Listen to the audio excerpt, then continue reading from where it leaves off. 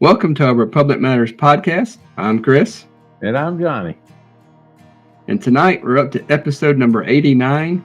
We're actually going to be showing a documentary on the Titanic and Olympic Switch. Did it really happen, or was it a conspiracy theory? So we're going to show this documentary, and then before that we're going to have our intro on the Titanic and Olympic and kind of talk a little bit about the theories and give some information about the two ships. So the Olympic, they don't really talk a whole lot about the Olympic. You mostly hear about the Titanic, in the history of it. But the Olympic, it was constructed in 1908 in Belfast, Ireland, and it launched on October 20th, 1910, and entered service on June 11th, June 1911. And then in 1911, it had a collision. It collided with the British cruiser HMS Hawke, and it sustained, pretty significant damage. And as a result, it delayed the Titanic's construction because all the resources were diverted to the repairs on the Olympic. And then in World War I, Olympic was requisitioned as a troop ship during World War I and was nicknamed Old Reliable. And then after the war, the Olympic returned to commercial service. It was modernized a bit, and it operated actually up until 1935 when she was retired and scrapped. And the Titanic's construction began in 1909 with some minor improvements. For most people, you can't really tell the difference visually between the two because they are so much alike, but with very minor differences. So the Titanic launched on May 31st, 1911 and completed in April 1912. And the main voyage departed from Southampton on April 10th, 1912, and it was bound for New York City. And of course, as most everyone knows, on April 14th, 1912, the Titanic struck an iceberg in the North Atlantic and sank in the early hours of April 15th. Now, there were 2,224 passengers on the Titanic. Over 1,500 of them died, making it one of the deadliest maritime disasters in history. And then in 1985, the Titanic's wreck was discovered by a team led by Robert Ballard. So pretty interesting. There's been, of course, lots of books and films and on the Titanic and its history. And we're not going to read through all this, but this is just some other information about the two ships. It goes through the differences and connections between the two. And then there was actually a third ship, the Britannic, which was converted into a hospital ship during World War I, and it sank in 1916 after hitting a mine. So two of the three ships didn't fare so well. I wouldn't want to buy a ship built in that shipyard. I would. Of course, that Olympic is pretty interesting because in the documentary it goes into a little more detail because that thing was involved in more than one accident. So that's pretty interesting. Yeah, it is. And of course, the fact that two ships were identical, there has been a lot of conspiracy theories, claiming that the two ships were switched. So the documentary will go into that, but. And of course, we know what happened to conspiracy theories. They turn into the truth. Yeah.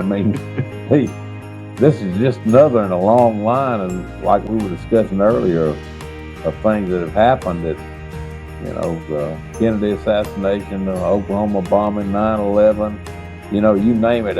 There's a whole string of them. Actually, what happened is not what we were told to begin with. I'm not saying everybody ought to believe everything about the Titanic and the Olympic, but it's certainly worth weighing and measuring. I believe it, but you don't have to. Yeah, I'm inclined to believe it as well. Like I said, we've talked about several conspiracy theories and covered them on other podcasts. The Hunter Biden laptop was a conspiracy theory. Yes, it was. Of course, we later found out, or they admitted that it was real later on. after the 2020 election, of course. Oh yeah. So this slide here, the one on the left, so basically this was a different conspiracy theory than what's really talked about in the documentary we're going to show. But you know, these 5 individuals were the architects of the Federal Reserve. You know, you got J.P. Morgan, J.D. Rockefeller, Jason Schiff, Max Warburg, and Paul Warburg.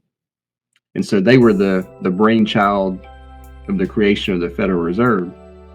And then on the right, you see there were 3 men that opposed the Federal Reserve: Benjamin Guggenheim, Asa Strauss, and Jacob Astor. And of course, coincidentally, these 3 men perished on the Titanic. So there's a theory that they intentionally sunk the Titanic to kill these 3 men. And of course, these are, you know, would be worth over 11 billion today. So I'd heard this theory before.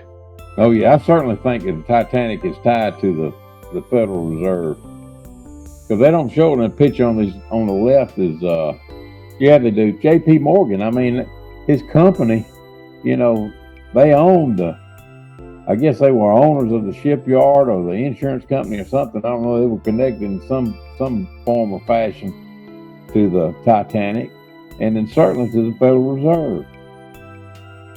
So I believe that's probably the driving force behind it. Let's just get rid of our competition. In the meantime, let's get rid of them and 1,497 other people.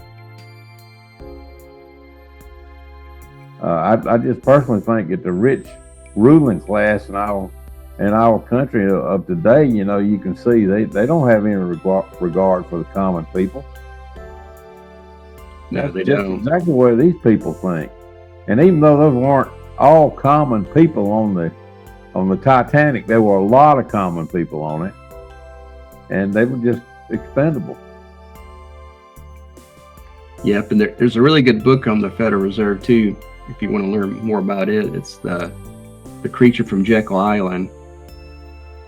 It goes pretty deep into how the Federal Reserve was created. So on this slide, this kind of talks more about sort of the other conspiracy theory with the Titanic. You can see on the left, it kind of compares the Olympic to the Titanic, the appearance, and you can see that they're very similar. I mean, hardly anyone would, unless you knew what the differences were, hardly anyone would probably notice that they were, you know, not identical ships. And then the screen on the slide on the very bottom shows what it looked like, you know, in the ocean, underneath the ocean. And they're pointing out that the thin windows are unevenly spaced and kind of comparing it to the Olympic, you know, and basically saying it was the Olympic that sunk and not the Titanic. And then on the right is an article talking about the sinking of the Titanic, and it's Robin Gardner had put out a book called The Great Titanic Conspiracy, where he says he can prove that it's actually the Olympic at the bottom of the ocean. So it's if you want to check out the article, the link is at the top of the slide if you want to read it more. That's interesting. Mm-hmm. Well, you know, both theories could be true. You know, we need the insurance to cover this Olympic, because we know it's too expensive to fix. And you know, since Morgans were tied into it, here we go. We can kill 2 birds with 1 stone. Yep, we absolutely. Get rid of this faulty ship. At the same time, get rid of some of our competitors in this Federal Reserve racket. Yeah, absolutely. They could very well be both. So we're not going to read through all of these, but this is just more information kind of on the theory. You know, the Olympic, as Johnny, as you alluded to, that had a lot of troubles with all that damage being done to the ship. And it was very costly repairs, and they weren't really able to, I guess, to be compensated, you know, from an insurance perspective. So if you switch the ships and you have full insurance on the Titanic, you know, you can, I guess the thought is they would recover all that money. Yeah, it don't take too much to re-decal or label something, you know.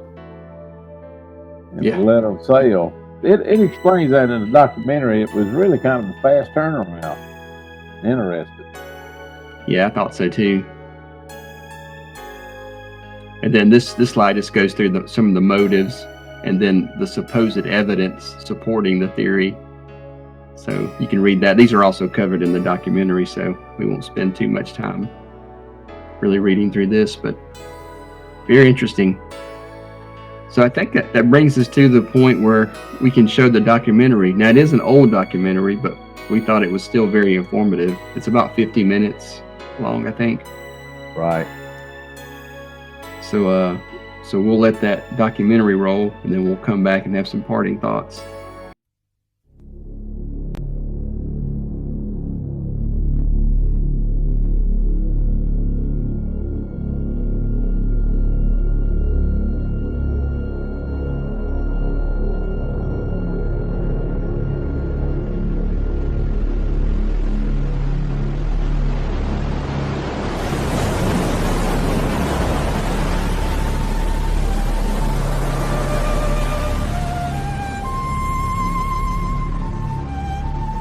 Everyone knows the story of the Titanic, how the largest moving object ever fashioned by the hand of man hit an iceberg on its maiden voyage and sank in the middle of the North Atlantic. 1,500 lives were lost. The tragedy has been well documented in books and on film. No matter how often the story is told, it never fails to capture our imagination. Yet, it is a story that has left many questions unanswered. Now, for the first time, we take a fresh look at some of the mysteries surrounding the Titanic and reveal evidence that leads to a compelling and shocking hypothesis: that the ship that plummeted 2 miles to the bottom of the sea was not the Titanic, but its sister ship, the Olympic.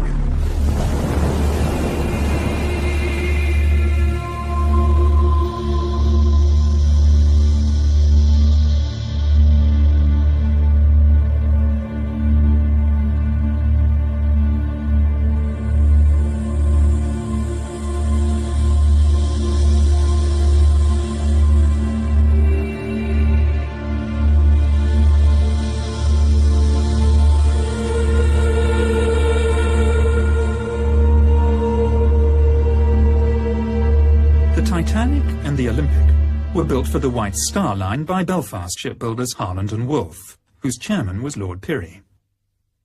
Harland and Wolff built ships almost exclusively for the White Star Line, which was acquired in 1903 by American financier J. Pierpont Morgan's International Mercantile Marine. This was part of a drive to create a monopoly on the lucrative North Atlantic passenger trade. Chairman of the White Star Line was J. Bruce Ismay. It was in fact Lord Pirrie who was responsible for bringing together Morgan's money and British engineering excellence.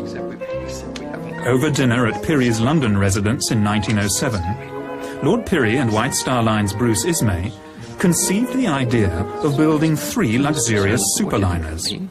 First the Olympic, then the Titanic, and finally the Britannic. The first of the new ships, Olympic and Titanic, were to be virtually identical. This represented the White Star Line's survival strategy in the highly competitive North Atlantic passenger market, while also ensuring a bright future for the Harland and Wolff shipyard. As well as holding a large financial stake in Harland and Wolff, Lord Pirrie was a shareholder in the White Star Line and the International Mercantile Marine. Almost all passenger liners on the North Atlantic route in the early part of the 20th century were immigrant ships. In poor condition, many were known as coffin ships, and their owners blatantly overloaded and overinsured their vessels. In fact, it was an industry noted at the time for fraud. On the 14th of June 1911, the Olympic made her maiden voyage under the command of Captain Edward J. Smith, Commodore of the White Star Line. Then just a week later, still under the command of Edward Smith, the Olympic was involved in a stern collision with the tug O.L. Hallenbeck in New York, an accident that nearly caused the tug to sink. Barely 3 months later, On the 20th of September 1911, the Olympic, still under the command of Captain Smith, was involved in yet another collision, this time with the British warship HMS Hawke in the Brambles Channel in Southampton Water. It was a serious collision which was to seal the fate of the Olympic. Pulled in by the suction from the Olympic's great propellers, the Hawke is irresistibly drawn towards the larger vessel, and the two ships collide. The Hawke's underwater ram and bows strike and penetrate the starboard side of the Olympic, causing a triangular hole several meters high and an even larger hole below the waterline.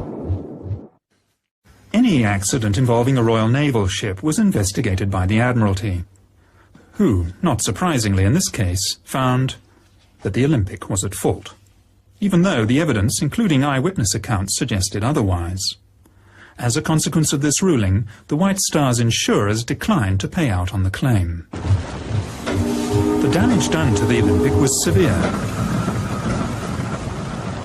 Besides being holed both above and below the waterline, she sustained numerous other injuries, including steel frames buckled, thousands of rivets popped, steel plating dislodged over 4 decks, and distortion to the starboard propeller and crankshaft. To make matters worse, the keel was bent, giving the ship a pronounced list to port.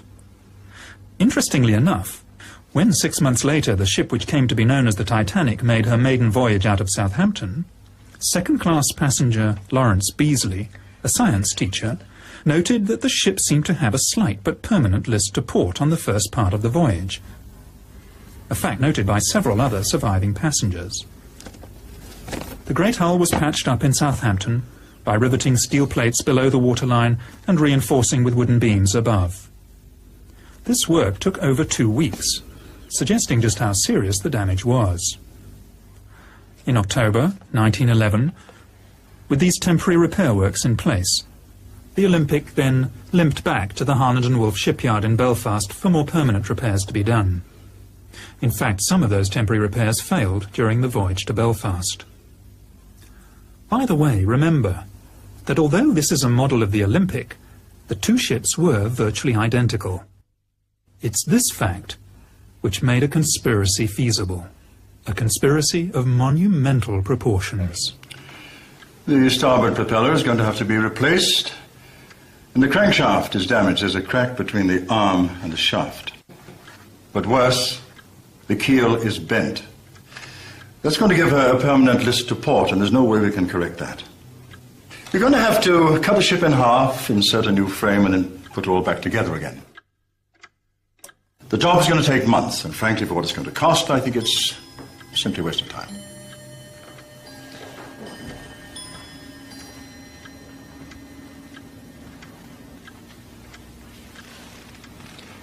Can you not just patch her up until Titanic is ready?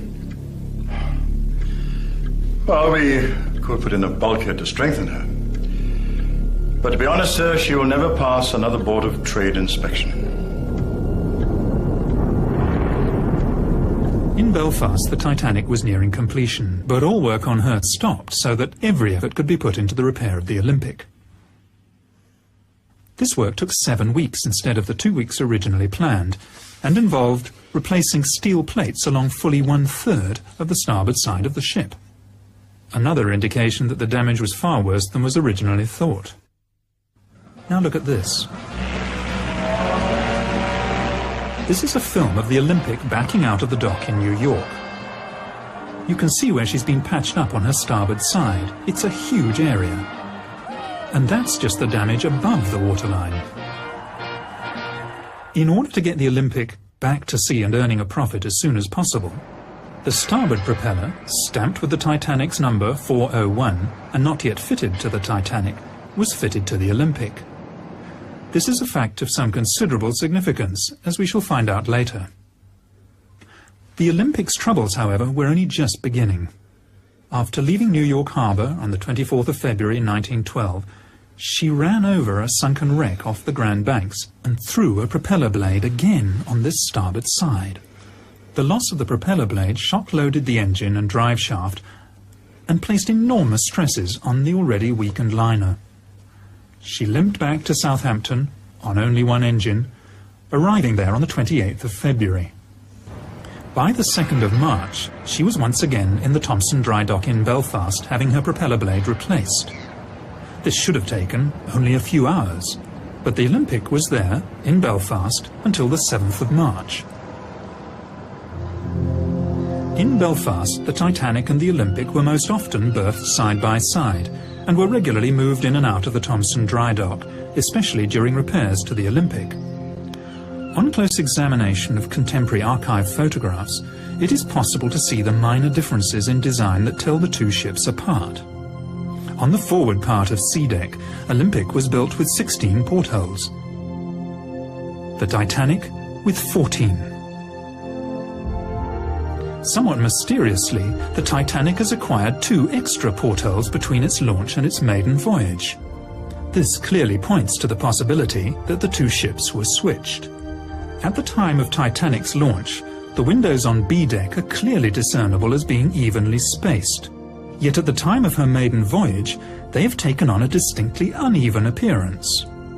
And whereas the Olympic had been open to the public for inspection in Belfast and Liverpool, Titanic was not. That first week in March 1912 was the last time that the Olympic and Titanic were together in Belfast. The twin ships side by side on the River Lagan. And that was when the decision to switch them could have been made. You can't be serious.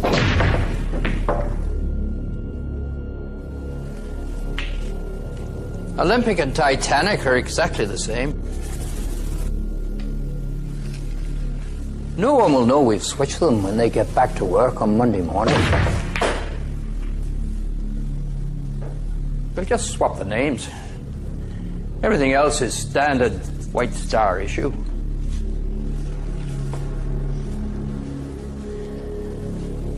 I have some boys at the yard who'll do the job for a couple of £100 each. They say nothing.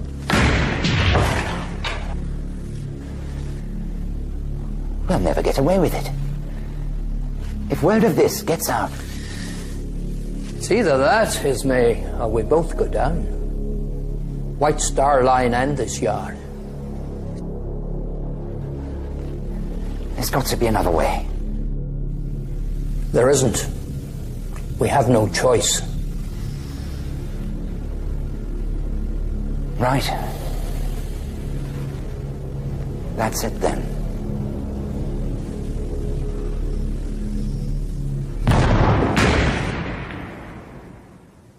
Switching the two ships would have been a remarkably simple undertaking.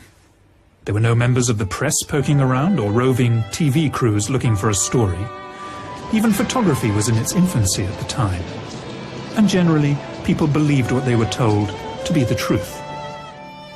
All crockery, linen and so on was White Star standard issue, interchangeable from ship to ship. Letterheads and menus, etc. were styled to the particular ship, but could easily have been changed. Only the names on the bows and sterns of the ships, the nameplates on the lifeboats and 48 lifebelts would have to be swapped. This could easily have been achieved using a very small crew, literally over a weekend. And it's highly unlikely that anyone would have noticed a switch when they returned to work on Monday morning. White Star often used photographs, both exterior and interior, of the Olympic as the Titanic, in their advertisements and press releases. Both ships had tiled and linoleum flooring. Yet, just days before Titanic's maiden voyage, Ismay, chairman of the White Star Line, ordered her floors to be carpeted. Was this to cover Olympic's worn linoleum floors? The Harland Wolff yard was a vast labyrinth of buildings and workshops, as well as machinery and ships in various stages of completion. Any unusual activity would hardly be noticed. The social order of the day was such that the majority of the workers would never have thought to question their betters. They lived in a time when the majority of the population were told what to think, where to go, what to do and when to do it. It was also a lot easier in the early years of the century to bribe or even bully men into towing the company line, as we shall see when the surviving crew members returned to Britain. There was no social security safety net for the unemployed, and companies had the power to dismiss whole families of workers if one of them did not do as he was told. There's a wee scam going on here, and the bosses are in on it. They switched those ships 2 weeks ago, and I know it. Listen to me, Paddy. Any more talk from you about 2 ships being swapped over, and you'll end up at the bottom of the River Lagan. So remember that when you get back to your wife and your 17 kids, you Irish scum. The Olympics' original sea trials, conducted by the Board of Trade, lasted 2 full days, while the ship was put through its paces. Strangely, the Titanic's sea trials were a most peremptory affair. No strenuous manoeuvres were carried out, and the inspection was over in time for lunch. Of course, by now the switch had taken place. The collision between the Olympic and HMS Hawke was by no means Captain Smith's first incident at sea. In fact, he had one of the worst professional records of his day. The Commodore of the White Star Line was a show-off, who liked to drive his ships as though they were giant speedboats, and he damaged a few in his time. The 3 incidents involving the Olympic, which probably damaged her permanently, must have put him in a very serious position in the eyes of his employers. Could he perhaps have been summoned by J. Bruce Ismay, chairman of the White Star Line, once it became obvious that the Olympic was a write-off? If so, it would have been a meeting with the very gravest of consequences. Oh, come now, E.J. We've always been good to you. Kept you in brandy and cigars. Besides, it's not going to be that difficult. You've broken a few of our ships, E.J. The Republic, the Germanic, the Coptic. And when that fire broke out on the Majestic and those crewmen were killed... Yes, I know you denied it had ever happened. But we did know. We gave you command of the Olympic, and look what a disaster that's turned out to be. And we always paid you well, E.J. Look, it's not for me. It's for the company. We are in a desperate situation financially, especially after what happened to the Olympic. So, I'm sorry to have to put it to you like this, but you do owe us. We've arranged for a small steamer from the Leyland line to be in a position to take the passengers off. I have a good man lined up for the job. Lord. Captain Stanley Lord. Ever come across him? Well, he's done this sort of thing before. Well, he did the job so well, he received a commendation for it. So, there it is. He'll be there to lend a hand. And I'll be there, of course. Along for the ride. All right, then I want to choose my own officers. Yes. Of course, E.J. Men you can trust, eh? At the time of Titanic's maiden voyage, Britain was in the grip of a coal strike. Fuel was in short supply, and ships and men were laid up in Southampton. And yet, White Star Line had difficulty finding firemen and greasers to work below decks on the Titanic. After steaming from Belfast to Southampton, all but 2 of the firemen aboard the ill-fated liner refused to sign up again in Southampton for the voyage across the Atlantic, preferring to wait for employment on another ship. All these men, in the middle of a coal strike, with so many thousands laid off, what did they know? Shortly before Titanic sailed, Chief Officer Wilde, who was to lose his life 3 nights later, wrote a letter to his sister, in which he said, "I still don't like this ship." Strange thing for a man to say, who had just set foot on board the day before. Unless, of course, he realized he was actually on his old ship Olympic. It's strange to think that as the Olympic, now renamed the Titanic, was preparing to make her second maiden voyage, the ship that started out life as the Titanic and was now called the Olympic had to enter her working life with no fanfare at all. The Olympic's original maiden voyage was fully subscribed, whereas her second, this time as the Titanic, was only about half full, and that in the middle of a coal strike when passengers were queuing up to get to America. First-class passengers on other White Star ships were only offered second-class berths on Titanic, even though we know that first-class cabins were available. It's almost as though White Star Line didn't want that many people on board. By the way, when I refer to the Titanic from this time on, I want you to remember that I'm actually talking about the ship that started out its life as the Olympic, but which we believe by this stage had been switched and taken on the identity of the Titanic. The coal strike is important for another, possibly more sinister reason.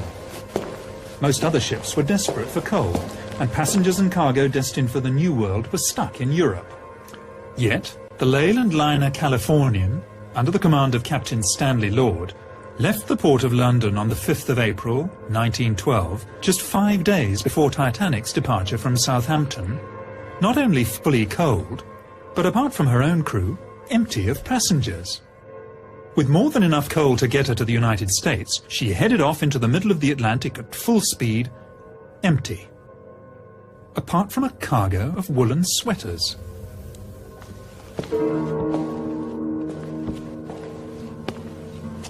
Over 50, mostly first-class passengers, cancelled their passages on the Titanic at the last minute, many of them close friends and business associates of J.P. Morgan.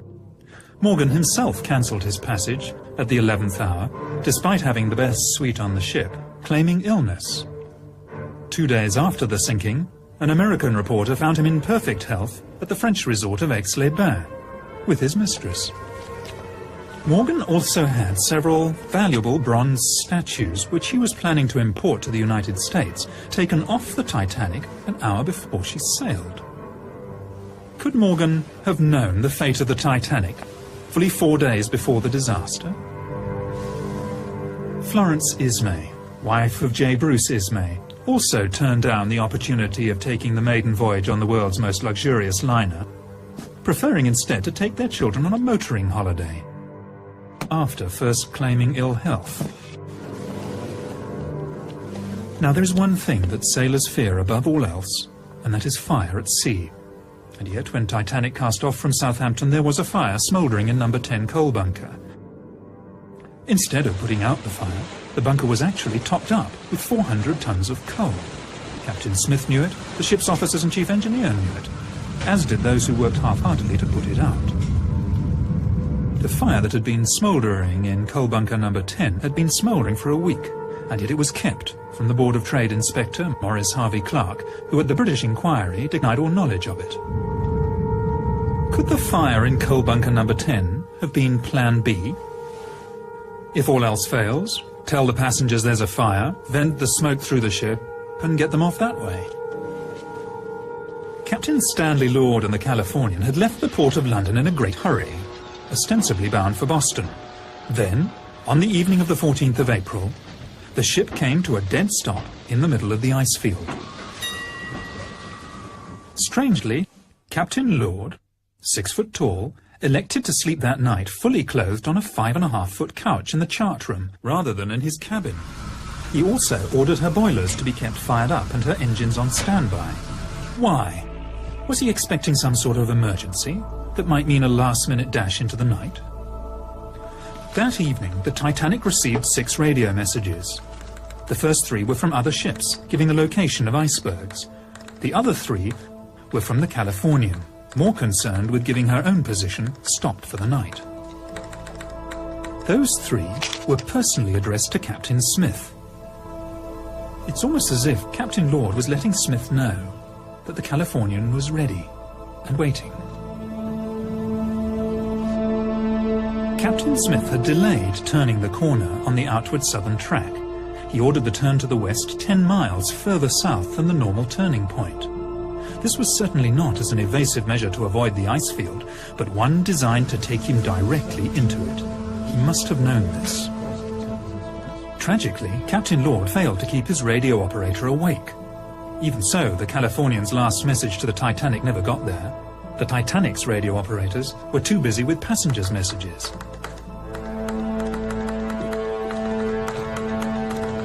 It was standard practice of the day for captains to run their ships at full speed through the ice field. Any object large enough to damage an iron steamship would be seen in plenty of time to avoid it. Other ships in the vicinity cruised on at full speed on that night, so in that respect Captain Smith was by no means unique. So why, then, was the Californian stopped? Had she reached her destination and was she now waiting? Sometime before 11 p.m, lookouts Fred Fleet and Reginald Lee came on watch and climbed to the crow's nest. Captain Smith retired for the night, but coincidentally, like Stanley Lord, he also chose to rest fully clothed, not in his own cabin, but in the chart room behind the bridge, almost as if he expected to be called back to the bridge at any moment. It was very cold outside, and few, if any, passengers would have been on deck. First Officer Murdoch was standing on the open part of the starboard side of the bridge when he saw the iceberg about 800 yards ahead. He ordered the ship turned to port and, inexplicably, engines full astern. By reversing the engines, Murdoch was actually increasing the risk of collision, something he must have known. Maybe Murdoch, hand-picked by Captain Smith, was deciding to give the iceberg a nudge anyway.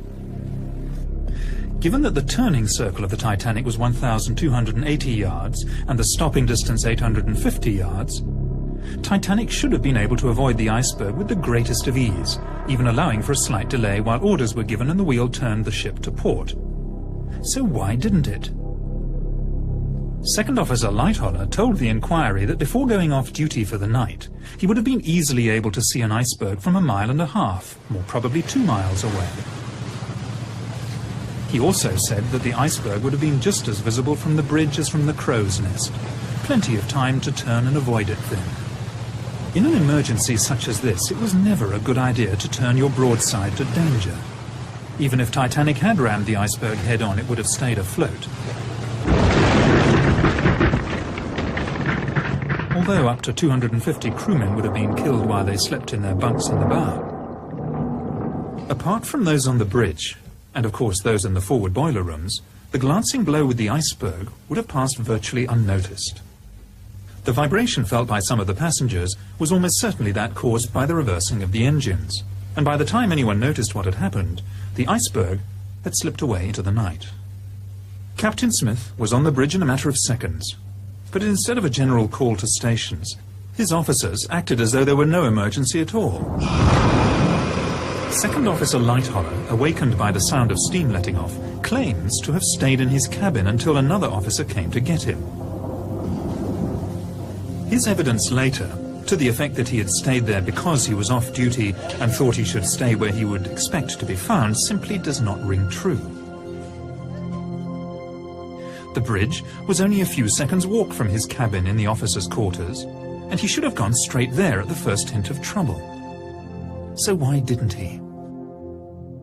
A few passengers came out of their cabins to see why the engines had stopped, but for the first 40 minutes after the collision there was really no sense of danger at all. One can understand this frame of mind on the part of the passengers, even on the part of the crew. Except for those who were dousing the fires in boiler rooms 5 and 6. After all, they thought they were on an unsinkable ship. But for the captain and the officers, who were in full possession of the facts, there is really no excuse. They did it because they expected to be rescued. It was 35 minutes before the first distress signal was sent. 35 minutes before the first radio emergency, CQD, was sent. 45 minutes before starting the pumps. 45 minutes before starting to prepare the lifeboats. And a full hour and 25 minutes before the first one was launched. Only 6 crew members were on watch at the time Titanic struck the iceberg. First Officer Murdoch and Sixth Officer Moody were later drowned. Of the surviving crew members, Quartermaster Alfred Oliver was aft of the bridge at the time and saw nothing. Helmsman Robert Hitchins was hastily transferred to a job as harbour master in Cape Town, which leaves lookouts Frederick, Fleet and Reginald Lee.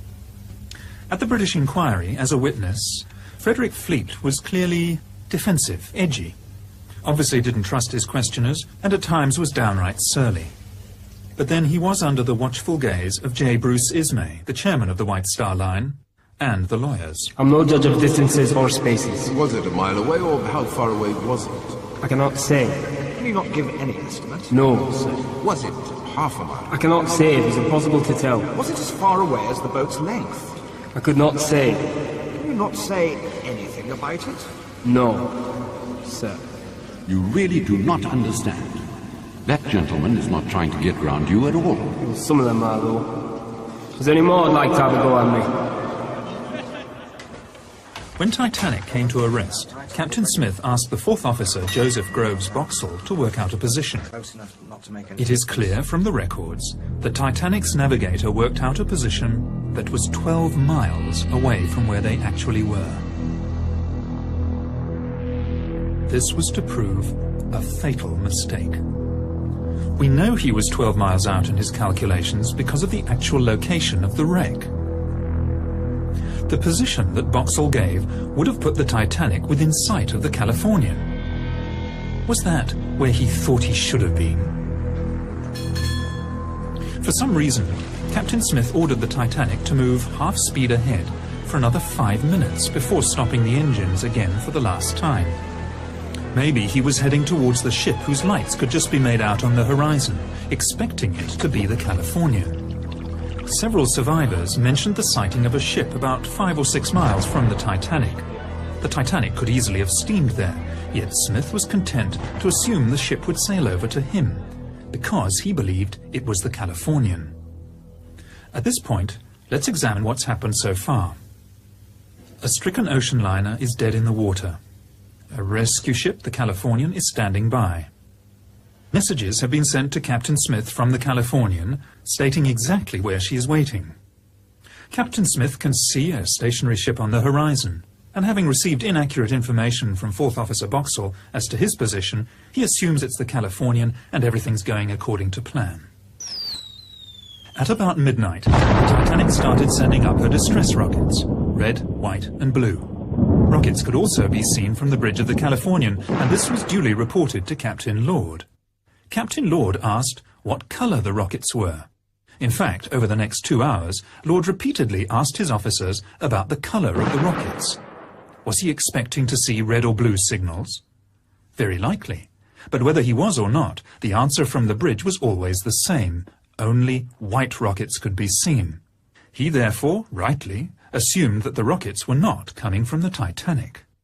Survivors reported that the rockets launched from the bridge of the Titanic soared up several hundred feet into the night sky, bursting with an ear-splitting report. The rockets from the ship that was visible from the Californian only went as high as the top of her mast, and even at 4 to 5 miles distant, the officers would have quite reasonably expected to hear a report. But they heard nothing. It seems most likely that the ship seen from the Californian was a wooden sailing bark called the Samson, conducting illegal seal fishing activities on the ice floes at the time. The white rockets she was firing, to mast height only, were intended to recall her small rowing boats. A few months after the disaster, the captain of the Samson said that he had also seen a large liner firing rockets and that he had not gone to investigate because of his own illegal activities. The Californian's apprentice, Gibson, later testified that he saw only 8 rockets fired from the ship, and all white. The Titanic had fired at least 18, possibly as many as 22, and had included red and blue. Titanic survivor Miss Edith Russell said the officers told them all, "Don't worry, the Californian will pick everybody up if you don't come back for breakfast." How could they possibly have known it was the Californian? It's hard to believe in such an emergency, but they were letting lifeboats go half full.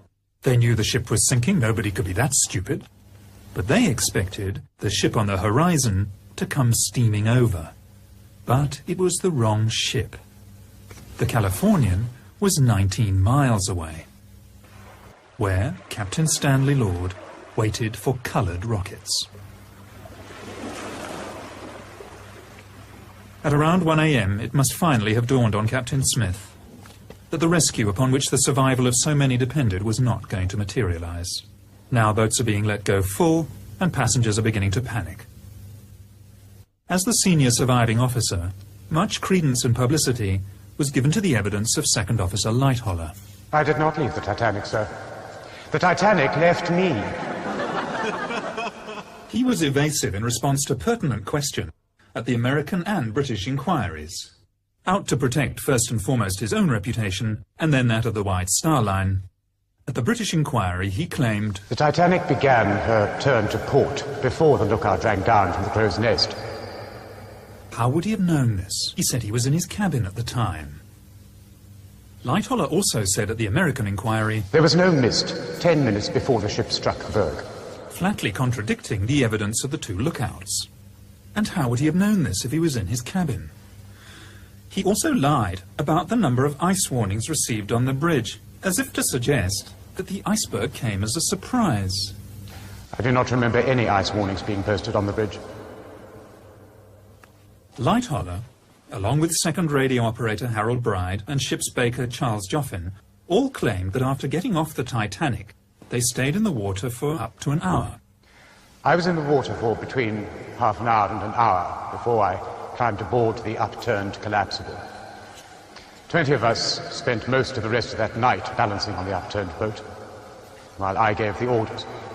Lean left and lean right. This is quite clearly not possible.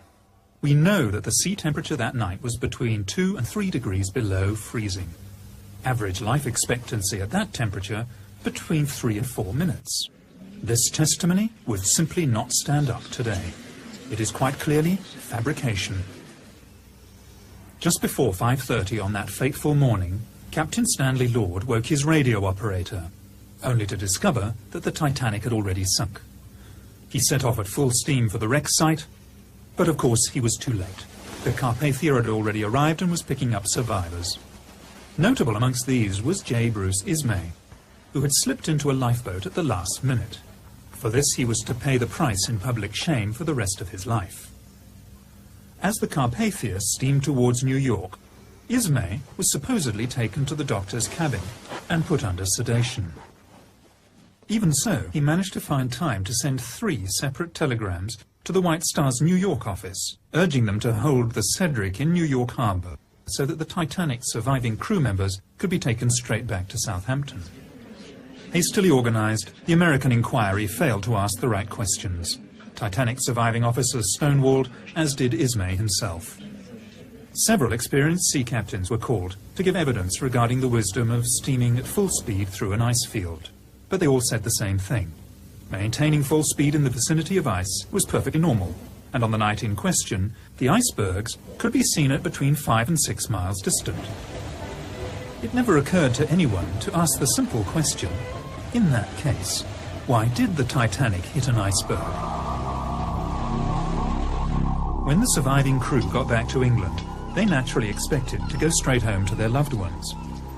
Instead, they were all herded into a railway shed and held for nearly 24 hours before being made to sign pieces of paper. A lot of them were under the impression that they were signing the Official Secrets Act.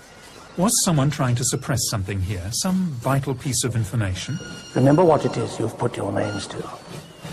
If there's any talk of the ship being swapped in Belfast, or any stories of insurance fraud going on, then there will be 20 years of His Majesty's pleasure awaiting you and no job to come out to when it's over. So, think on this when you see your wives and sweethearts.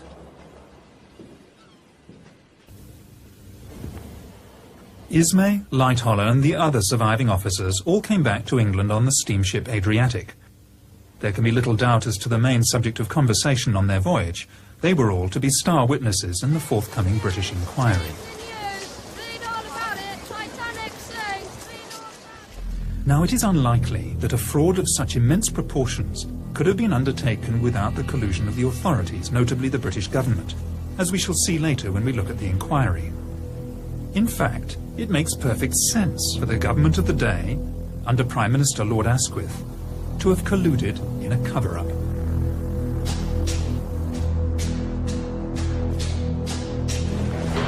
You'll never believe what they've just done.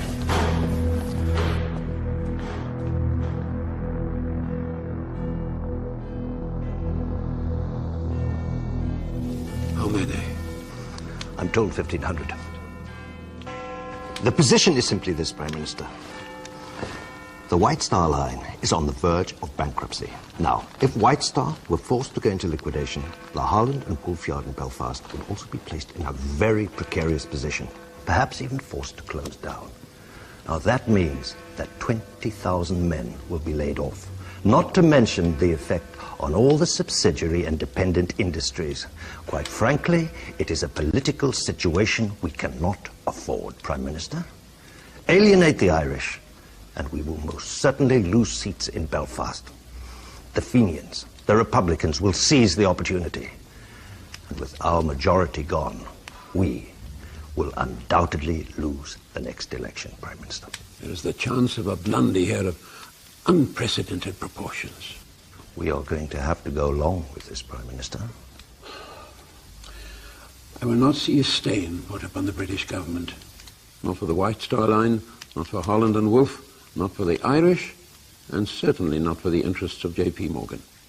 I would also remind you, Prime Minister, that as part of the arrangement for an American company to acquire the White Star Line, J.P. Morgan agreed that this government could requisition his ships as Royal Naval Reserves should the need arise. I would also remind you, Prime Minister, that the situation in Europe is becoming ever more doubtful. If the White Star Line were to go into liquidation, the major creditor would be J.P. Morgan himself. Now, as both owner and banker, he would certainly exercise his rights to seize his assets. And we would lose all those ships, Prime Minister. It's a sad day for England, when the policies of a British government are dictated by greedy and ruthless businessmen. And if it ever became public... Doubtless you have someone in mind to run the show? Yes. I thought we could bring Mersey out of retirement. He's reliable, he knows how the system works, he's discreet, and he will do what needs to be done. My son is called to the bar. I would be more comfortable if he were there to keep an eye on things. Of course, Prime Minister, we'll find employment for him in the Attorney General's office. Very well, then.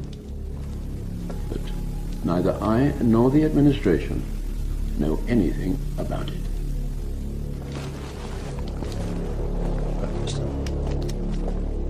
So, the Board of Trade inquiry was to be conducted by Lord Mersey, President of the Board of Trade and no stranger to the art of cover-up. Since the enormous loss of life was in part due to outdated Board of Trade regulations regarding the number of lifeboats to be carried by ships and the safety of ships at sea generally, it was hardly likely that the inquiry was going to be too concerned with uncovering the truth, the Board of Trade being both plaintiff and defendant in the case. The hearings were held at the Scottish Drill Hall in London, where the acoustics were so bad that spectators in the public galleries found it difficult to hear everything that was said. Lord Mersey had complained about the unfortunate choice of venue, but then again it had been booked by his son. Harold Sanderson, representing Harland and Wolff, repeatedly made the mistake of referring to the Titanic as the Olympic. As for Lord Mersey himself, he simply didn't ask or allow to be asked the right questions. The press, who were there throughout the hearings and could have done something about it, were more interested in the scandal surrounding the lucky escape of J. Bruce Ismay. Other expert naval officers told Lord Mersey that even on a moonless night there'd be no difficulty spotting an iceberg from as far away as 6 or even 10 miles. Remember, the full turning circle of the Titanic at top speed was only 3/4 of a mile.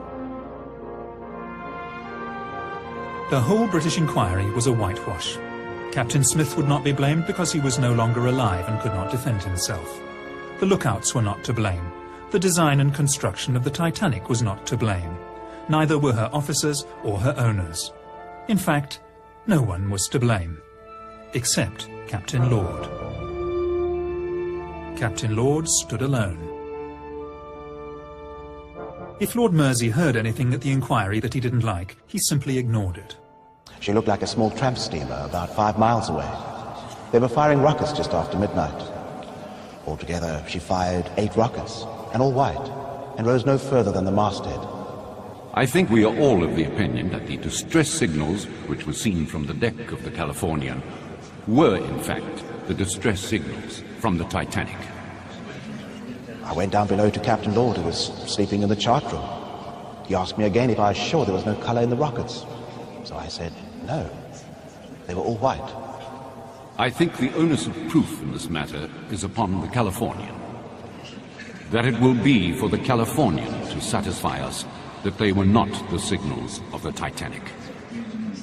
Whenever a Titanic survivor referred to the mystery ship that they'd seen on the horizon, as often as not, Lord Mersey would interject with, "You mean the Californian?" there was barely an attempt at cross-examination, and, as happened so often, Captain Lord declined to defend himself. Perhaps out of fear that he might reveal his part in the conspiracy. Furthermore, when the inquiry heard from passengers who'd been aboard the Mount Temple that they'd actually seen the Titanic on the horizon and were even close enough to hear the last 2 reports of her rockets, Lord Mersey repeatedly interrupted them. You do not give me the answers that please me.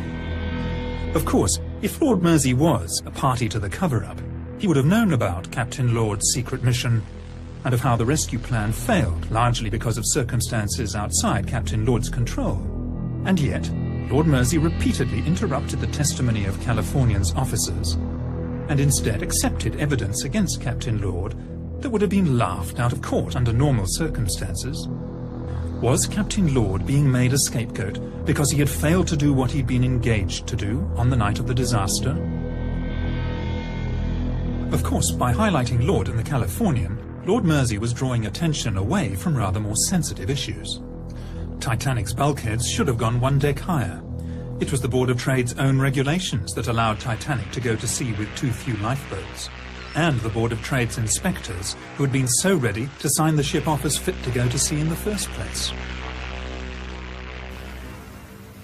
Titanic cost $10 million to build, and as a brand new ship would have been insurable for that amount and more. The Olympic, on the other hand, damaged beyond economic repair, would only have been insurable for a much smaller amount. A motive for switching the ships is clear. Normally, White Star Line, when they insured their ships, took on part of the risk themselves, and it was at first thought that Lloyd's of London would only be liable for $7.5 million. Not so. For just 1 week before the maiden voyage of the Titanic, which we now know was in fact the Olympic, White Star Line upped their insurance on the vessel dramatically. And, incredibly, just 5 days after the sinking, Lloyd's paid out $12.5 million.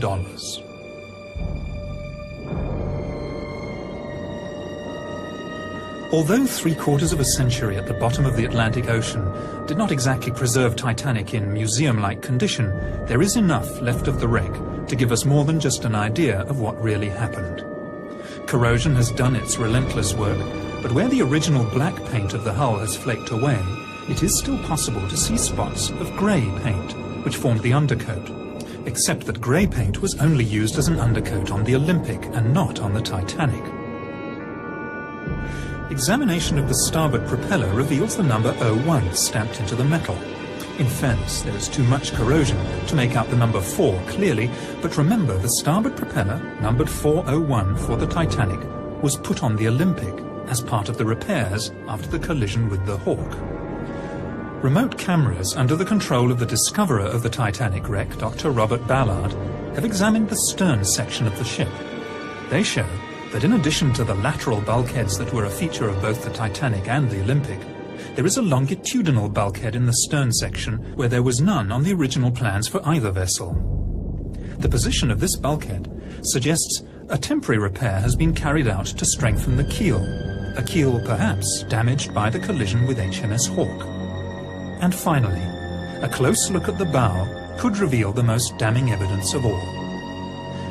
In 1986, the French National Oceanographic Institute examined the wreck with Dr. Robert Ballard. One of the things they checked was the name of the ship.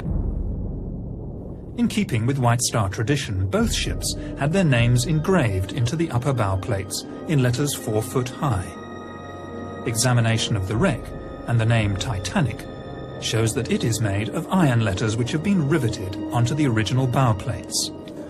With the passage of time, 2 of the letters have dropped off and been lost forever in the sediment of the seabed. At the place where they once were, engraved into the hull, are the letters M and P.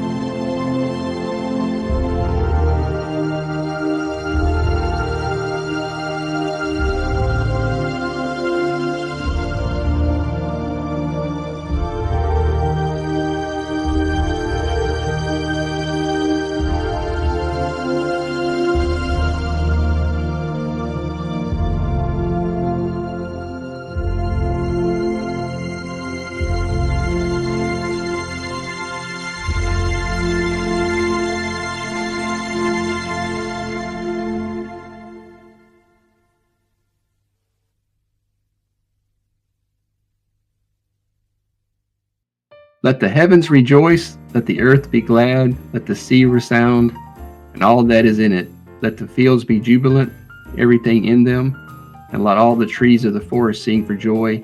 Let all creation rejoice before the Lord, for he comes. That's Psalms 96, verses 11 through 33. Amen. Amen. I tell you, that was an interesting documentary, and I hope the people that watch it will find it to be so, and kind of put them on notice. Say, hey, look, don't believe everything you're told, particularly if it comes from the government. So let's be real wary of all this stuff that's going on around us. And Chris, we've talked about it. These things with the UFOs and with all this other stuff. Mighty suspicious. But this is the season for joy. And what I want to say to everybody is Merry Christmas. And hope you have a Happy New Year. We'll probably see you before then, but just in case, I wanted to offer those greetings now. So I'm going to sign off from Opelika, Alabama. And I'm going to tell everyone Merry Christmas, and I hope you have a Happy New Year as well. And I'm signing off from Opelika, Alabama too.